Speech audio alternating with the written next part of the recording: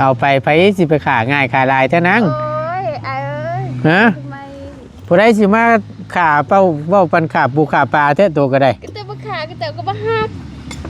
หน้าตาสำคัญบ่หล่อก็ได้ถ้าได้หักแพงจุแล้วก็พ่อเอาไปแล้วก็จะปะจะทิ่มกันเนาะโดยแล้วก็บ่ติว่าน้องจนเนาะเดี๋ยวก็อีกอย่างปฏิวันน้องขี้ลายแล้วก็แล้ว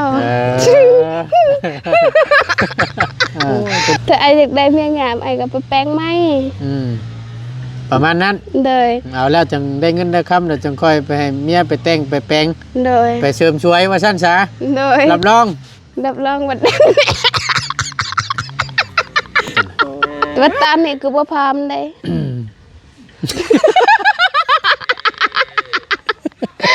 ยังพ่อพ่อตอนนี้ตอนนี้ยังพร้อมตาให้อยู่คือหอด30กันไหมรออีก7 ปีโดยตอนนี้น่ะอายุ23 ปีช้ามันหากลงไปเดียวมันลงก่อนนี่มันยังลงน่ะแก้มสิว่าง่ายกันยังเป็นชาวอยู่ว่าซั่นเถอะมันยังตึงอยู่แก้มยังบ่ย่อนหน้ายังบ่ยันกูต้องวันทากูต้องมีทาให้แน่นอนกูต้องมีทาให้คือต้องมีทาให้แม่นมันเป็นอะไรกูหัวลายเลยมื้อนี้นะแม่นคือกับข้าวกับน้ำตัวยังอยู่บ่นั่งกับข้าวกับน้ำขึ้นไปเบิ่งด้วยไปมีอย่างแน่ครับ Happy birthday to you Happy birthday to you Happy birthday Happy birthday Happy birthday to you สุขสันต์วันเกิดด้วยคือเด้อ23 ปีบ่เลยกำไปแล้วไปแล้วปะนั่งฉัน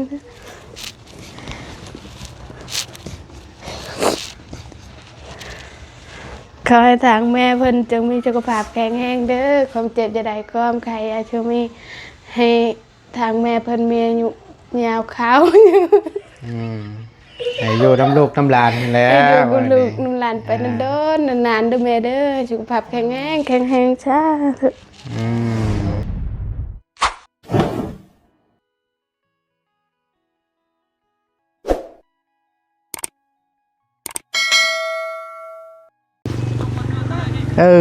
ปั๊บบักชิปเลยหาชื่อยังกันโอ้ยเนาะหาชื่อดอกกล้วยไม้พี่น้อง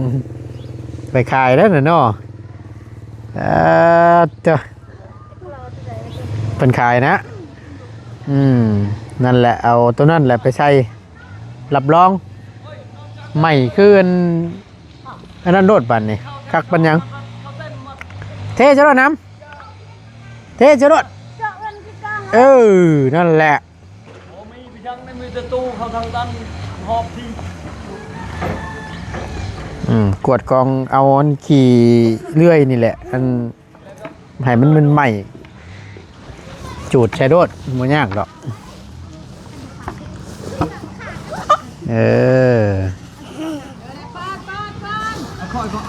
ดินรถนะซุปเปอร์แมนปัจจุบันนี่ป้าตัวทางนี้ลีนี่น้อยเนาะผู้ดีเลยบ้านนี่จะได้ยืนฮุบใส่กันโอ้ยเนาะนี่ไม่ได้คือโอ้ยตะลุพันบาทพันหมดนะบ่ตัวกระหาตัวใหญ่ๆนี่ปุถะเจ้าสบายดีจ้ะบ่ได้ลอยเดียวสวยดีจังเป็นยังว่าอย่างก็นะเป็นแม่เลยสบายดีนะเบ้อก่อน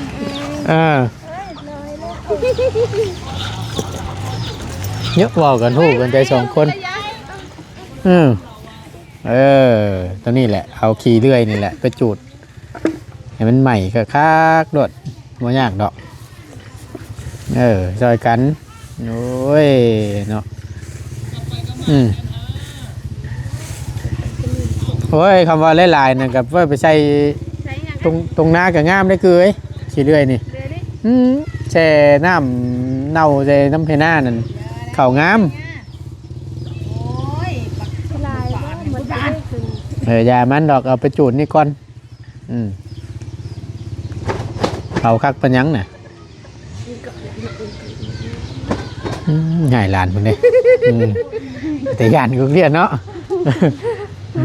ง่ายหลานเพิ่นเอ้ยเอารถน้าบุญปอนใหญ่แล้วตัวบัดตัวใหญ่แล้วตัวกระพุ่นอันถ้าไปตีอันลูกแล้วผู้เด้อเอาคืนรถตัวก็เด้อจื้อเด้อ เฮ้ยจนคือสิเท้าคุณคือจะเอา ฮะ คือสิเท้าคุณ ประมาณจักปี 30คุณ 30 แม่น สาธุแล้วกับหอด30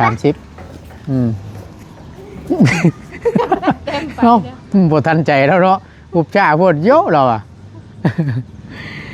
เอากราบสบายดีแล้วสวัสดีเด้อพี่น้องเด้อเนาะพบเจอกันในคลิปนี้กับผู้ดีแหละตั้งประตูนสิให้น้องๆเพิ่นพาอันกวดเอาขี้เลื่อยนี่ไปจูดอันหากมักม่วงให้มันอันนั้นซะ เจ้า ให้มันใหม่อันเบิดซะ ไม่แม่ มีหยังน่ะ งามไม่งามนะไอ้ เอาอะน้ำหมอกมันข้างมีหยังอันดิ อะไร ว้ายว้าว เฮ้ยเปื้อนเลย เออ อะไร ก็หลำทุ่มอยู่ เปื้อนเลย เช็ดนอกเลยใบขี้ท่านโคมมันจักนั่นบ่ลูกโคมมันบ่เอ้ยเปื่อนมือเปื่อนอย่างละบาทนี่เรียบร้อยหมอนี่อาบน้ำแล้วเลย เดี๋ยวไม่เท่า เอออาบน้ำแล้วก็ เท่าเลยเท่าหนักตอนเกินเยอะเลย อาบน้ำแล้วก็ผู้เผาเฮ็ดตัวนั้นผู้เอาลานผู้ไปจนว่ามันสิคันคายอีก อันที่ข้า คายได้นั่นเอ้ายื้อไปบาดนี่ อย่างอ่ะ โดนแล้วด่าหรือด่าหรือยังดื้อจักด่าคือด่าตั้งแต่ต้องทำอะไรก็ต้องยันรู้ว่าจะเก่ง มีหยังก็ฮะ อ้าวแล้วไปตายจุดบวชไปกี่เอ้ย กวดให้หลายๆกวดให้หลายแล้วก็ไปยายใส่อันนั่นอีกบ่ยากดอกกวดเอาตัวนี้เบิ่งไปเบิ่งก่อนพี่น้องเอ้ยมันคล้ายๆเฮาเผาถ่านนี่แหละนี่ยายไปใส่รถตามฮักหมูฮักไม้นั่นน่ะให้มันนั่นน่ะให้มันใหม่เบิดนั่นนี่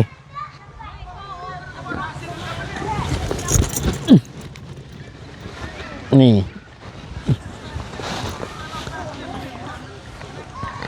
คุบไผ่มาใส่น้ำอีก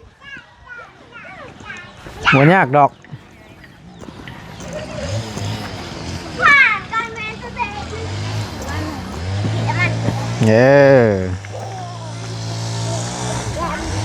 โอ้ยจังแม่นรู้เนาะทางนี้ก็ได้จังแม่นมันแท้ๆเฮ้ยแม่นมันเนาะสิได้กินแห้งอยู่บ่เด้ใหญ่มานี่เนาะใหญ่มานี่แม่นเอาเมียมาเลี้ยงแม่ได้นี่เนาะส่วนลายเนาะครับฮะบ่คล้องบ้ามันไปใส่มันสิบ่ได้กินแห้งได้ลูกได้เมียแล้วก็เนาะไปใส่มันสิบ่มาเนาะได้ยังนั่นน่ะโอ้ยเอียนบ่อุ้ยเอียนเช็ดได้นั่นพัดเพชรบ่เป็ดได้เฮ็ดได้กินบัดนี่ออมคักแล้วเนาะสิยอดจะไล่เนาะโอ้ยแซ่บแล้วฉันคักฉันใส่ข้าวคั่วแล้วก็จะเอิ้นว่าอ้อมเนาะเบิ่งเด้อถือกันได้เสียมจกกันเด้ออันตะได้สิ เจาะแล้วจับมีแต่ผู้อยากซอยบาดนี่ดอกอันนี้ไม่เป็นเครื่องเต็ม ดูไปสิแค่นี้ติดูอยู่หรอกนี่แหละเตรียมรถเดือน6สิมานี่เตรียมมันเก็บเพื่อเก็บแห้งไว้วานก้าแล้วก็ดกก้าลำให้ลำหน้า จะกวนพี่อันกวนพี่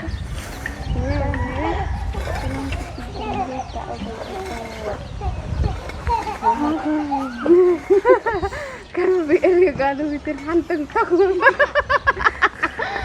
ante ada mah ยัง ไม่ได้ไอ้ขี้เหล็กเรานี่ หืมขี่เลื่อยว่าพี่ก็มีบ่พี่น่ะ ไปกับเปื้อนไปนี่ได้ กองจุนพูนอยู่ลายบ่ลายนั่นแหละ นี่วันนี้ให้เกลือไทย ติดตาติดใจทำตัวไอ้ประหาร แล้วแม่ตลาดก็ยังบ่อยากหอมแก้มก็ได้ ยิงหัวได้พี่น้องเลยเพิ่นให้ลานเพิ่นหอมแก้มได้บุญปอนจนบ่หอมวะแล้วก็เฉพาะจังซี่บ่ได้ผัวดอกคือเอ้ยพี่น้องเพิ่นก็ว้าขวัญแซวอันตัวอัน1,000ค่าตัวไปเลยน่ะค่ากระรองตัวไหนก็ตึกแท้ว่าซั่น อ้าวขนาดสิเอาแพงก็ยังคนมาเอาเนาะนั่นก็พอ สิว่าเขาลองแพงพายันเพิ่นบ่เอา แม่ เอา1,000เด้อพ่อ พอ ไอ้ แต่จะเอาถือก็จะเอาเด้ แต่ว่าคาดองถือก็จะเอาไปเลย บอกไปแล้วตัวก็ได้1,000ไม่หลายได้อคือเอ้ย600,000ปลายนึงได้หมดล้านครับ นั่นก็พอ ภูมิใจแล้วเนาะ เลย ขอให้ฮักให้แพงเนาะ เลย โอ้ยคือดีก็บอกไปแล้วบาดนี้ฮะ อะไรเลย ว้าวอีหลี กูว้าวเลย โอ้ย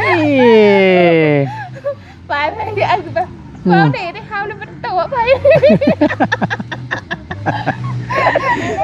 เอาบ่ได้ตัวไป เด้อ เอาถ้าสมมุติว่า ดังกูแรงกูเนี่ย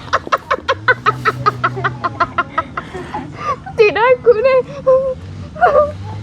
ช่วยก่อน บ่ช่อยนะบ่เอาเชี่ยวช่อยนะกู เพิ่นเบิ่งอยู่ใด กระเบื้อง FC เบิ่ง FC เบิ่งอยู่ใดจังด้วยเพราะว่าผู้ว่าเอาแถวใกล้เคียงนี่บ่เว้าดีบ่บ่ได้บัดมาเว้านี่ระวังโนดพอแห้งนั่นน่ะเขาว่าเขาลอง1,000คือเว้านั่นเนาะเดี๋ยวเว้าใด เอาไปเลย โอ้ย เอาเลยก็ไปเลย ฮะ ก็ไปเลย มาเอาดีก็ไปดี ไปเลย ขาดทุนเลยคือเอ้ย พอจะมาตีบักาสุดแล้วก็แล้ว บ่ตีบ่ค่าเพราะละสำนักเนาะก็ลองนี่บ่ลายก็ได้ มาลายก็ได้ เอาไปสิไปขาง่ายขาลายเท่านั้น โอ้ยเอ้ย ฮะ ทำไม ผู้ใดสิมาขาเป้าเว้าปันขาปูขาปลาแท้ตัวก็ได้ ก็เจอบักาก็เจอก็มาหักบางคนก็เจอก็มาหักเดินลุงไอ้กระดองมาแพงเอาแล้วก็มาหักหักแพงกันแล้วก็มาตีบดา บ่ เลย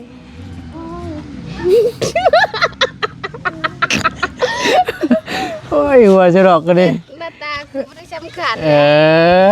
เอาว่าจะเจือแบบใดฉันมักบ่ได้จ้ะ คือนี่ บ่มักบ่หน้าตาบ่สำคัญ หน้าตาสำคัญบลอก็ได้ถ้าได้หักแพงคือแล้วก็พ่อ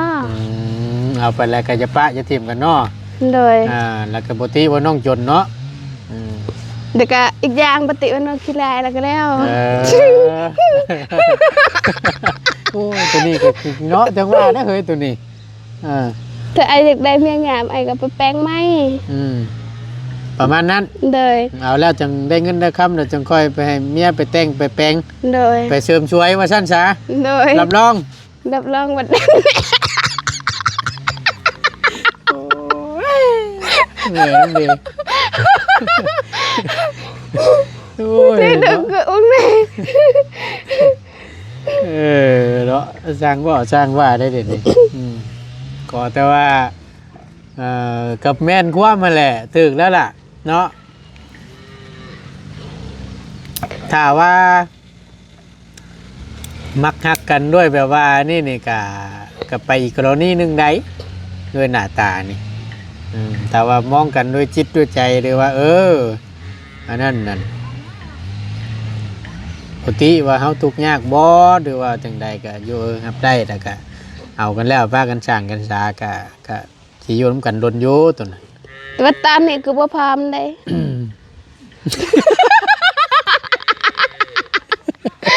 นี่พ่อบ่ตอนนี้ ตอนนี้คือยังบ่พร้อมตาให้อยู่คือหอด30กันไหม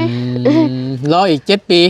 โดย ตอนนี้น่ะอายุ23 ปี ถ้าชามันหากลงไม่ได้มันลงกว่านี้ ไม่ยั้งลงน่ะ แก้ม สิว่าง่ายๆกันยังเป็นชาวอยู่ว่าซั่นเถอะมันยังตึงอยู่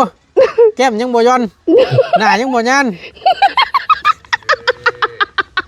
โอ้ยหลาย ติดไอ้ชอบเลยเยอะ เวลายิ้มก็ยังบ่ได้มีห้อยเนาะ มีแล้วไอ้ โอ้ยตายแล้วกำฮอดชาบชิปนี่รับรองโลดได้ว่ะเพิ่นสิหาไม่ยักไปสิมาซอยเพิ่นลงขึ้นคานน่ะบ่แห้งแล้วกูติดปุ่มเดียว 30นี่ขึ้นคานน่ะเด้อเฮ้ย ขึ้นคาน ขึ้นคานแบบไหน อ้าว30ก็เจ้ายังช่วย30กูยัน30กูนี่จักสิเป็นจังได๋แล้วก็บ่ฮู้ นั่นแหละจนได้ก็สิหาผู้มาชุลงตะคานนั่นก็บ่แห้งนั่นน่ะจักอยู่บ่ขึ้นคาน ยังบ่ฮู้ ยังบ่ฮู้ เหนื่อย โยกับผู้สาวเฒ่านี่แหละหาไฟกับมุ้ยไฟมาเอาเด้ขึ้นคานบ้านนี่เพิ่นเดิน เป็นตะกอง นะ เป็นตะกองบ่ บ่นะบ่ได้เป็นตัวโกงนะ อ้าวขึ้นคานแปลว่าอีหยัง อ้าวก็มันเฒ่าแล้วเด้มันบ่มีผู้เอาผู้ใดมาลิ้นก็ลิ้นชื่อๆผู้เอาเฮ็ดลูกเฮ็ดเมียบ้านนี่ท้าบ้านนี่ ถ้าได้นะครูบัดนี้เนาะ แล้วชื่อบ้านนี่ ใช้แนนบ่พอก ใจแน่นบ่ทันพงชื่อแม่นประจักษ์เนาะ ชงชัยใช้แนนบ่ปอก พังเบิ่งพุ่นแล้วอายุ30พุ่นแหละเขาว่าฮอด30เลยยังบ่เห็นมาแหละแม่นแล้วยังบ่ทัน ต่อใหม่ สาธุ 30เอ็ดนั่นคือบ่ต่อใหม่เลยกิยันใช้แนนคือเปื่อย คำยันใจเน่นเปื่อยนั่นอย่าไปแช่ไว้น้ำสั่นเด้อแต่ไปแช่ไว้น้ำนั่นเปื่อยได้ใจแน่นตัวน่ะต้องยกมันขึ้นมาแต่น้ำเด้อโอ้ยบอกไปเรื่อยๆเรื่อยๆละบาดนี่บ้าอย่าชื่อว่าญาติมันบ่เกิดเนาะครับเนาะญาติมันบ่เกิดมันเป็นไปบ่ได้นะเห็นว่าก็ได้ โอ้ยก็อย่าปะใช่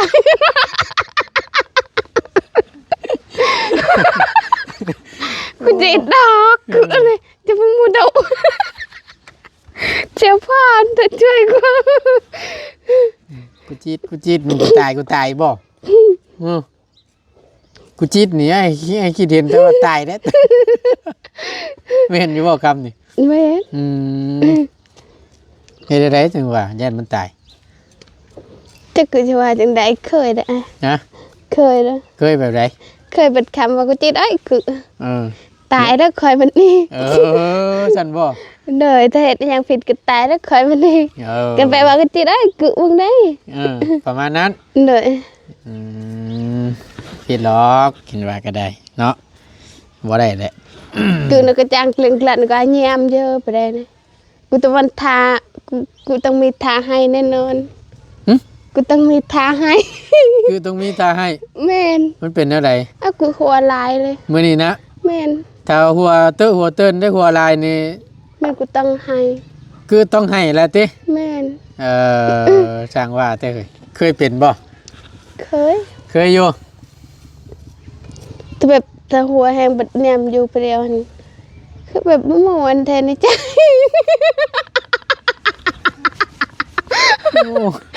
เมื่อยน้ำหนึ่ง อะไรเลยไอ้ สร้างว่าแต่วันนี้ แนมอยู่กับหมอหันมอน อ่า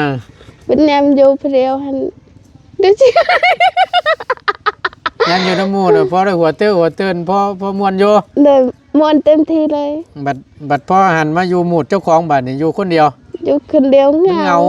เลย บ่มีหมู่ปากหมู่เว้าสิบ่ เลย ว่าติว่าก็ได้เนาะ เทีย บ่ ม ขนาดนั้นนะเนาะ จะเห็ดหาน้อยแล้วคอยเนื้อคู่ สรุปแล้วจะได้ขายอยู่พอนำกันเนาะกับเฮ็ดแท้น้อยค่อยเนื้อคู่ตายคักบาทนี่น้ำปั้นไก่ขนมจะได้ขายอยู่บ่เด้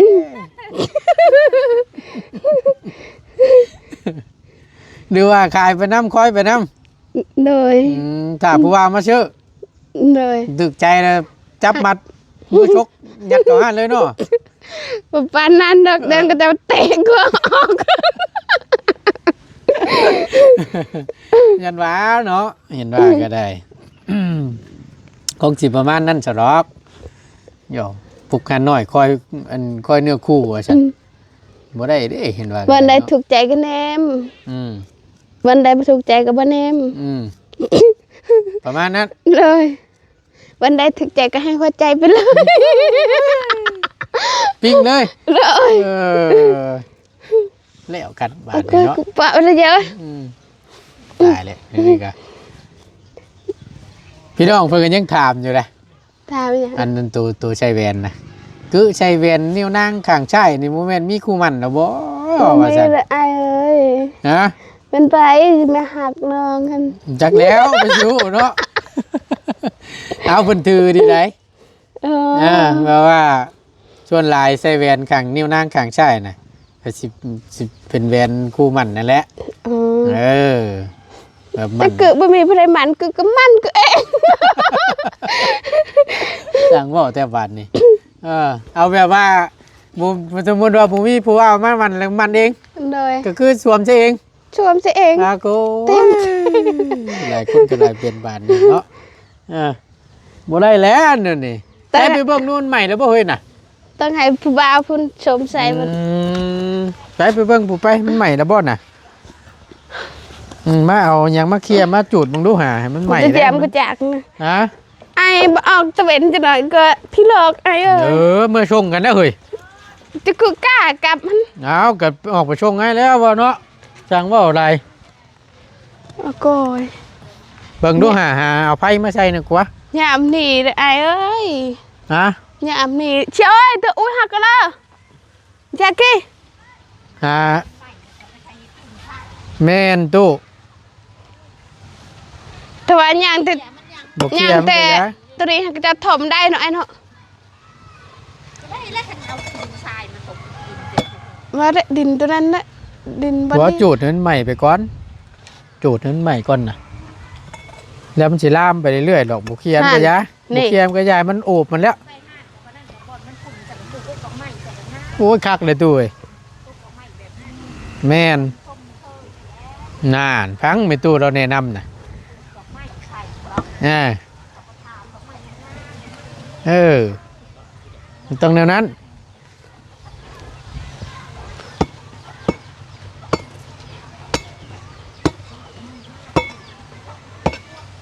เอามาจูดเฮ้ยย่างคือจิรมได้เนาะ โอ้ยเมื่อยทำดิเอามาใส่หลายๆนี่ เป็นไหม ไปเคลียร์มาคือเอาแนวตักมายายไปรถเอามาหลายๆนี่กูว่าทานกะ มัดได้ไอ้เอ้ย เอาไว้คีบมาใส่พี่คีบมาใส่คีบเอาตอนนนมาใส่นี่คีบเอาไม้นั่น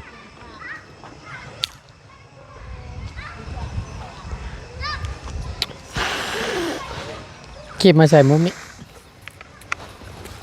แต่ มันคมไปนะแล้วเกิมอยู่เจนั่นเจนึงเอาไม้อีกอันนึงนั่นมาไว้ตรงนี้ตรงกลางนะเหินใหม่นี่มันใส่ตรงนี้น้ำอีกขายไปรถอย่างเราลมพัดเดี๋ยวมันก็นั่นแหละ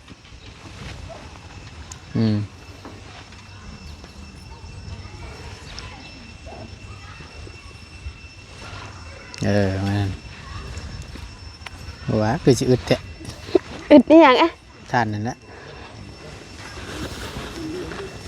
นี่ไม่นี่โอ้ยคักโพด มือนี่มดไม่ทราบนี่ก็ใส่ทำนี่แหละ บ่ เด้อ ไหมห่มไปแน่เนาะแม่นความ ตัวลมหมดมือแล้วมันก็มด อืม ตีนทางไอเพันบากได้ อืม ทางไอโจทักเชียงมา แนะน เด้อ ำมันก็ช้ำเฮามันคล้ายๆว่าเฮาเป่าท่านนั่นแหละว่าซั่นซะเนาะ เลย ตัวนั้นได้ซะเคลียร์เขาแน่นให้มันใหม่นะ จนเด็กก็ไม่ได้นี่ หืม ฮัน อันนี้เขาก็ไว้ตรงกลางให้มันจูดให้มันนั่นรถ อะไร ตายคักบัด เด้อ บ่ตายจังใดก็บ่ตาย ไปก่อน ใช่ให้มันใหม่เจือนดีกว่าน่ะ เอา เอาฮุบเจือนนี้ โอ้ยห่อนได้ไอ้เอ้ย นะ ห่อนได้บนนี้ได้ มีไผบ่ แม่นไอ้จับลงเบิ่งรถ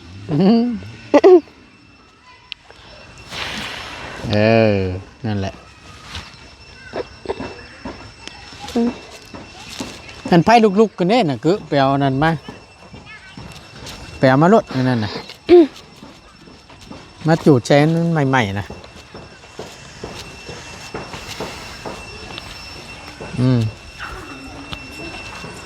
มารถอันลุกขึ้นตุนนะ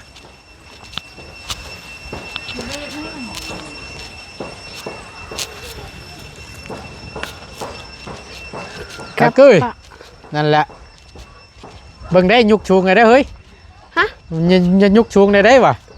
ไปยุกไปใหม่เฮือนเราแพงได้ผู้เอาตำๆนี่ ใส่บันไดดิอ่ะ นะ บันได นี่มองกลางมันรถนี่นั่นแหละ บันได เงี่ยเข้าไป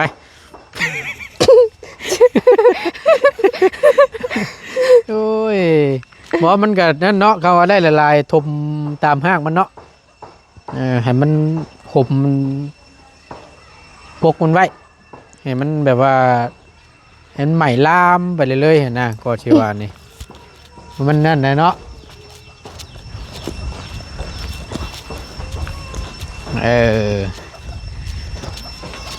คือกับข้าวกับน้ำตัวยั่งอยู่บ่นั่ง กับข้าวกับน้ำ เกิดไปเบิ่งด้วยปะมีอย่างแน่น่ะในตู้ได้อย่างน่ะโอ้ยเย็นได้พี่ บ่ น้อง มีอย่างแต่ไอ้เอ้ย น้ำหยอกน้ำเย็นกับบ่ได้แซ่บ่ ว่าคือได้กินน้ำเย็น อ้าวคือดีแท้เนาะเห็นว่าก็ได้ กินน้ำฮ้อนได้ กินน้ำร้อนต้มมาบ่ เลย อืมครับ Happy birthday to you Happy birthday to you เดี๋ยวจะ Happy birthday Happy birthday Happy birthday to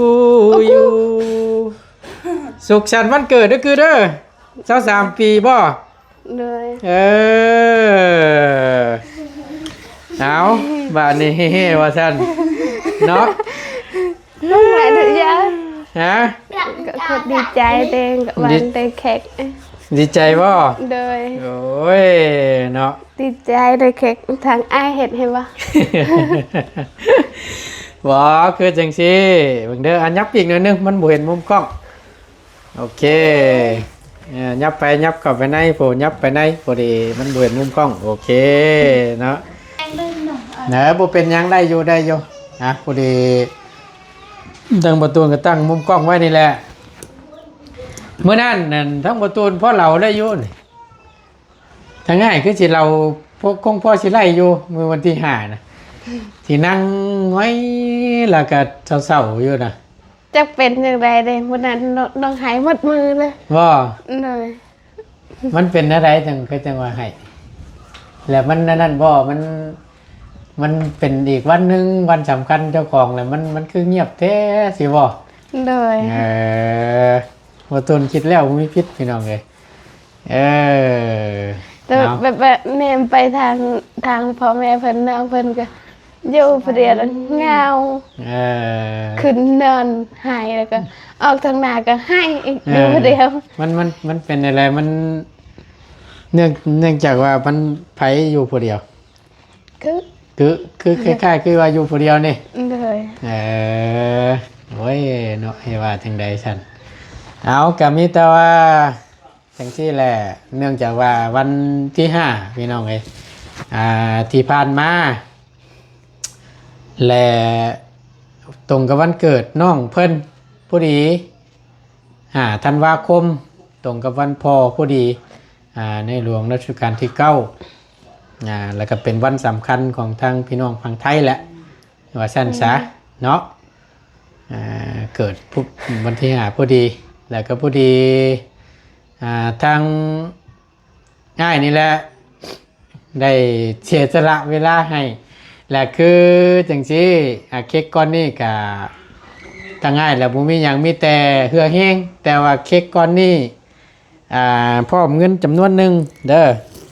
และเป็นทั้งอ้ายบิ๊กไอ้หักของหมอพรคำนี้ผมนะพอดีทั้งง่ายแล้วว่าได้เห็นน่ะก็เลยฝากเงินมาให้แล้วก็เลยให้ทั้งง่ายนี่แหละเตรียมซื้อเค้กให้แล้วก็พร้อมกับเงินนำจำนวนหนึ่งเด้อแบงค์มาตูนเสียวให้ก่อนพี่น้องเลยเนาะกะนี่แหละก็จะว่าอยู่คำนิดนึงเมื่อโชว์ง่ายได้เด้อย่านได้เหรอเนาะบ่ได้เลย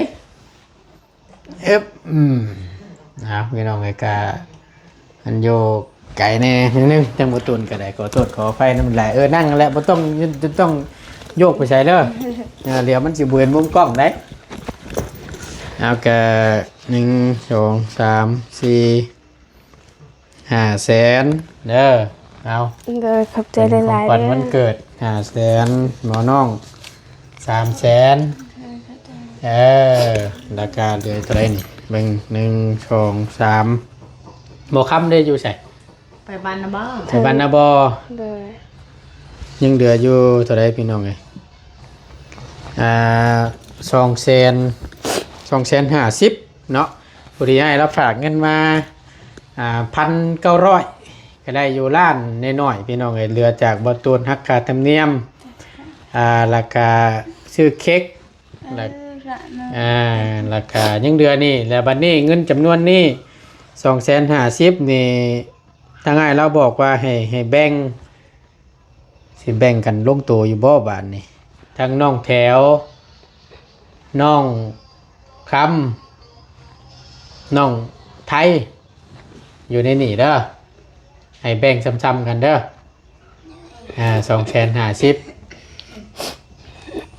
ก็กะไว้แหละมีแต่ว่าเดี๋ยวให้ทั้งแม่เจ้าเนาะเห็นแล้วให้แม่เจ้าแบ่งเนาะแล้วให้ลองบริหารมึงเด้อว่าแล้วให้หาแตกเงินน้อยทั้งง่ายก็ลืมหาเงินน้อยมาไว้ให้ซับ250,000หาร3ทุกคนละเท่าไหร่บ่เอาก็มีแต่ว่านี่แหละอาจารย์ทั้งง่ายสิฝากแม่เจ้าเลยให้แม่เจ้าแบ่งเด้ออย่าลืมเด้อทั้งน้องคำน้องไทยน้องแถวอยู่ในนี่เด้อโอเคเอาไว้นี่แหละโดยเอามีแต่ว่าจังซี่เด้อทางไงสิบอกเนื่องจากว่าเนาะอยากให้ทั้งน้องเด้อเนื่องจากว่าวันที่5ก็ตรงกับวันพ่อพี่น้องแต่ว่าทั้งน้องในปัดพ่อปัดโบยูว่าจันช้าพ่อมันเกิด9นะโบยูเหลือแต่แม่นี้ก็มีแต่ว่าอยากให้ทั้งน้องเด้อกราบแม่และขอพรน้ำแม่นั่นแหละแทนขอพรแบบใดก็ขอให้อยู่ดีมีแห้งให้แม่ยนลูกกำลานเป็นนานๆนั่นแหละเด้อกะนี่แหละเอากรา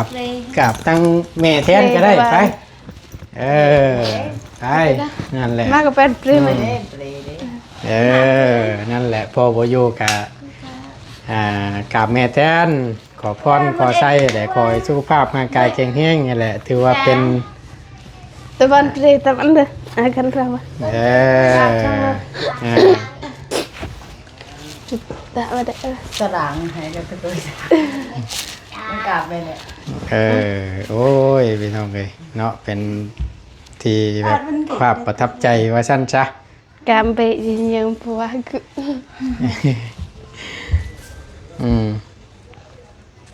กลับไปแล้วไปแล้ว ปะนั่งฉัน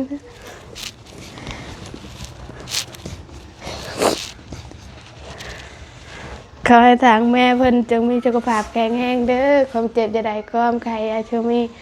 ให้ทางแม่เพิ่นมีอายุยาวขาว ให้อยู่น้ำลูกน้ำหลานนั่นแหล้ ให้ ว ลูกลูกน้ำหลานไปนานๆนานๆเด้อแม่เด้อสุขภาพแข็งแรงช้าเถอะ ลูกก็ให้ดี เดี๋ยวลูกก็ไป ไป เถอะให้ทางแม่เพิ่นจะดีไม่แห้งเด้อครับ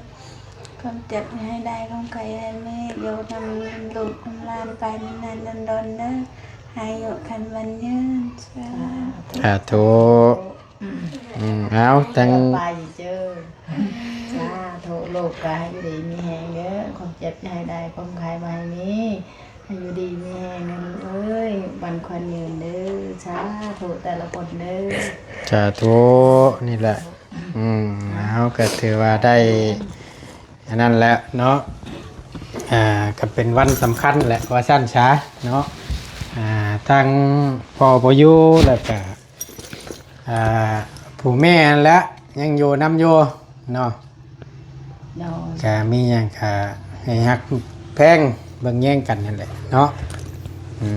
ถึงแบบว่า ได้มันก็เสียไปแล้วก็เสียไป โดย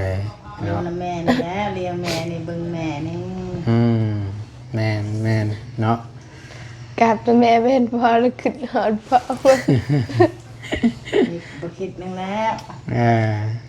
ยามันแล้วปูอยู่นี่แล้วก็สู้ไปเฮาก็ได้เนาะ ไปคิดยัง ก็แนวมันหลาย เสียไปก็เสียไปเฮ็ดได้ คนเอาในพี่อาจารย์เนาะ แม่นเนาะก็ดีแล้วเนาะก็ยังมีแม่เด้ก็พอได้เป็นที่พึ่งว่าซั่นซะถือว่าเป็นพระในบ้านนั่นแหละสำคัญได้แม่นี่ก็ได้ผู้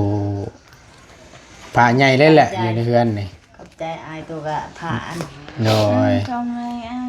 เออ ว่าเราจิตเรา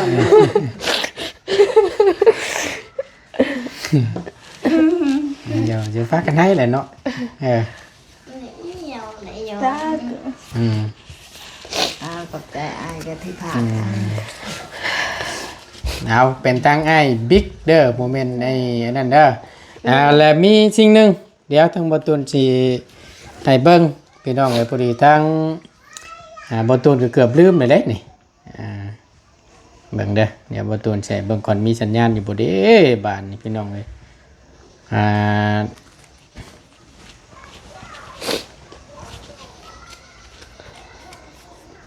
นี่ให้ฟังหน่อยเด้อเบิ่งพี่น้องนี่ส่งต่อเอาเป็นของขวัญอันคำอวยพรจากง่ายแล้วเด้อเอาอ่านให้ฟังหน่อย สุขสันต์วันเกิดน้องลาพรขอให้มีความสุขลมเดินเนี่ยตัวนี้ ใช่ เนี่ย ขยายขึ้นมาก็ได้แตะเบิ่งนี่นะ ความสุขล้นวะ ล้นมีแต่รอยยิ้ม มีแต่รอยยิ้มเสียงหัวเราะของความสุขใจ ความสุขใจขอให้พบคนที่เฮ็ดให้ใจน้องยิ้มได้คนที่เฮ็ดให้ชีวิตน้องสดใสขอให้ใส่ชีวิตวัยรุ่นให้คุณค่าทุกๆการ เติบโตของน้องลาพรพร้อมพรคำขอเป็นอีกหนึ่งกำลังใจให้ขอให้โลกใบนี้ใจดีกับน้องเช่นกันไอมิกโมเมนต์โมมิกเด้อบิ๊ก Big บ่เบ้นั่นแต่ก็มีอยู่เดือนพี่อาเกย สิ่งใดที่เหตุให้ยิ้มใดมันคือความสุขยิ้มเข้าไว้ใช้ชีวิตตามที่น้องเป็นมั่นใจในตัวเองสู้ๆ นั่นแหละยังไงเพิ่นฝากความให้เบิดละบานนี้โกโก้ยเนาะเอาเนาะก็มีแต่พุ่นละทางง่ายกับบ่มีหยังก็มีแต่คำอวยพรอวยไส้นี่แหละสุขสันต์วันเกิดขอให้อายุมั่นคนยืนอยู่ดีมีแห้งเด้อกับมีเตือแต่แห้งนี่แหละทางง่ายก็ได้ เอาก็มีแต่ว่าท้ายๆเด้อมันคำมันมืดแล้วออกผู้เดียวซ้ำทางง่ายก็ได้มีแต่ว่าขอบคุญขอบคุณทางง่ายแล้วแน่เด้อต้องขอบมกขอบใจและขอบคุณทางไอบิ๊กหลายๆเด้อทางน้องก็บ่มีหยังชิงที่ตอบแทนทางไอเพิ่นก็มีแต่คำอวยพรอวยใจขอให้ทางไอเพิ่นจงมีสุขภาพแข็งแรงเด้อความเจ็บใดๆความไข้ยาทุมีขึ้นเนื้อลงไตก็ให้ตลอดปลอดภัยพร้อมขอบพร้อมครัวไอเด้อที่สำคัญให้อยู่บันควันยืนอย่าเจ็บอย่าจนเด้อแล้วมีรวยสาธุสาธุเด้อสาธุ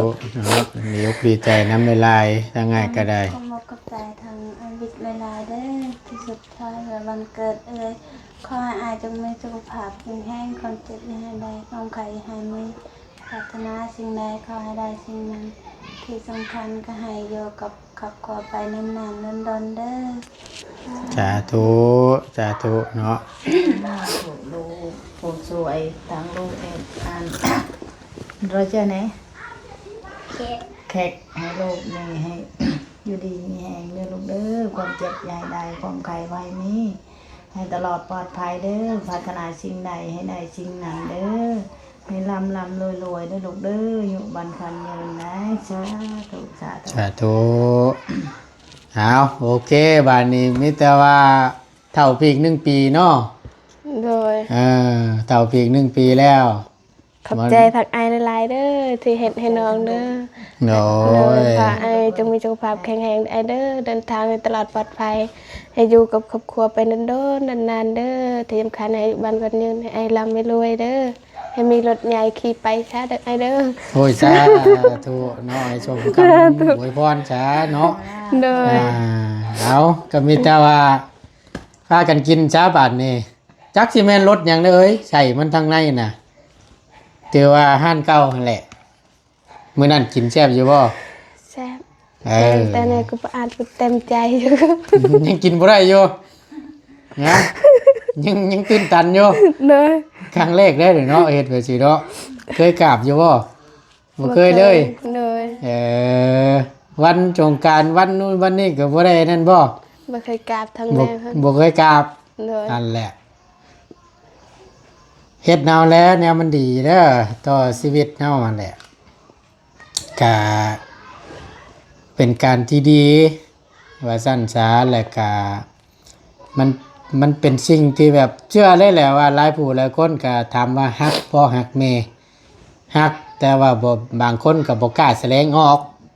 โดยในวันแบบว่าสำคัญแต่เฮาแบบ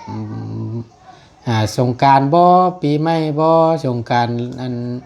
รดน้ำลำหัวผู้ใหญ่แบบขอพรจังซี่นะครับบางคนอาจสิบ่กล้าเฮ็ดก็มีนะแต่ว่าเฮ็ดน่ะมันเป็นการดีก็จื้อไว้นั่นแหละเด้อแนวมันดีแนวมันเตะมัดกันเลยเนาะต่อสู่ชีวิตเฮาแล้วโดนตูจะเลยอ้าวขอบใจอ้ายขอบใจนึงขอบใจไปวันนี้โอเคละอยู่ดีมีแรงสบายดีสบายดีไปพากันกินซั่นเด้อก็พอดีให้เพิ่นเขียนให้นั่นแหละพี่น้องเอ้ยเนาะวันพอดีหาทั้งน้องว่าซั่นซะทั้งอันหมอพรค่ำนี่ทั้งเจ้าตัวเพิ่นก็บ่ฮู้หรอกพอดีทั้งบ่ต้นก็หาทั้งน้องเพิ่นเพราะว่าเนื่องจากว่าอยู่คนเดียว ลุงหนวดกับเมื่อแหละกิสิอยู่ค่ำมืดกูนี่ก็บ่กล้าได้เฮ้ยบานนี่เด้อไปบานนี้ตั้งง่ายกลับก่อนอยู่ดีมีแฮงสบายดีสบายดีมาอีกมื้อนี้จนมืดบานนี่พี่น้องเอ้ยไปอย่าลืมเด้อคือบอกเด้อเพิ่นก็แบ่งให้แม่อยู่เด้พี่น้องเอ้ยเนาะค่ำมืดเปิดตาเด้อแน่ตายคักๆบ่ต้นก็ได้มาอีกมื้อนี้ความกุ้มไว้บานนี่เรียบร้อยคักเลยนี่โอ้ยเนาะเผาเด้อตู้เด้อไปใหม่เขาหลังคาเฮือนแล้วนะพ่อแห้งหลังหญ้าจ้ำผู้ ไปพี่น้องไอ้ทั้งประตูนก็ปู้ยอมเสียสละให้เด้ก็ทั้งง่ายเพิ่นบอกว่าทั้งประตูนกันนี่ละเฮ็ดให้ได้จำที่เฮ็ดเนาะมืดเลยทั้งประตูนก็จะได้ขอจบคลิปปิดคลิปก่อนพาออกแล้วบัดนี้ผู้เดียวช่ำพี่น้องก็ย่านทั้งประตูนก็ได้มืดเปิดตาเลยเอาจังใดก็ขอบบุญขอบคุณหลายๆเนาะทั้งง่ายบิ๊กที่จัดวันเกิดให้ตั้งน้องเพิ่นก็ขอให้ตั้งง่ายจงอยู่ดีมีแฮงความเจ็บจะสุได้ความไข่จะสุมีเด้อปราศจากโรคภัยไข้เจ็บทั้งปวงทั้งหลายเนาะหัวเสียธุรกิจการงานใดๆค้าขายง่ายมือหยังก็ขอให้เจริญรุ่งเรืองในหน้าที่การงานตลอดปีและตลอดไปเด้อเนาะสาธุเด้อเอาสำหรับคลิปนี้บ่ต้นก็ขาดบ่ได้คือเก่าแหละทาง FC เนาะและผู้ใหญ่ใจดีหลายท่านผู้เพิ่นคอยซัพพอร์ตและสนับสนุนทางบ่ตูนเนาะที่ไว้วางใจกับบ่ตูนโดยตลอดมาบ่ปะบ่ถิ่มเบิ่งคลิปโดยบ่กามโฆษณาขอบคุญขอบคุณหลายๆสำหรับคลิปนี้บ่ตูนลาแล้วอยู่ดีมีแฮงสบายดีเด้อ